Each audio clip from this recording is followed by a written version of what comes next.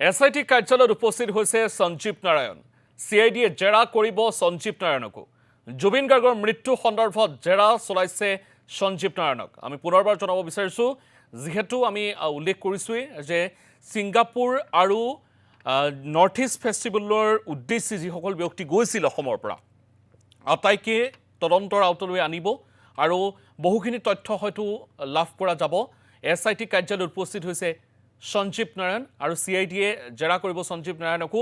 জুবিন গাৰ্গৰ মৃত্যু সন্দৰ্ভত জেৰা সঞ্জীৱ নাৰায়ণক। আমি পুনৰবাৰ উল্লেখ কৰিব বিচাৰিছোঁ, যিহেতু তদন্ত কৰা মানে কোনো ব্যক্তি দোষী নহয়, কিন্তু এই তদন্ত প্ৰক্ৰিয়াই বহু তথ্য উন্মোচিত কৰিব পাৰে। গতিকে জুবিন গাৰ্গৰ মৃত্যু সন্দৰ্ভত জেৰা চলাইছে সঞ্জীৱ নাৰায়ণক। আৰু এই মুহূৰ্তত আমি পুনৰবাৰ উল্লেখ কৰিব বিচাৰিছোঁ, যিহেতু আজিৰ দিনটোত আমি যদি উল্লেখ কৰোঁ, তেতিয়াহ'লে আজিৰ দিনটোতে কিছু সময় পূৰ্বে সন্দীপন গাৰ্গক মাতি অনা হৈছিল। তাৰ পূৰ্বে শেখৰজ্যোতি গোস্বামী, নিশ্চিতা গোস্বামী, সমান্তৰালভাৱে অমৃতপ্ৰভা মহন্তক জেৰা চলোৱাৰ তথ্য আহিছিল। বহু উদ্যোগিক গোপনে জেৰা চলাইছিল। আৰু এই মুহূৰ্তৰ আপডেট, শেহতীয়া যিটো আপডেট আমি এই মুহূৰ্তত জনাইছোঁ, সেই আপডেটটো হৈছে যে SIT কাৰ্যালয়ত উপস্থিত হৈছে সঞ্জীৱ নাৰায়ণ।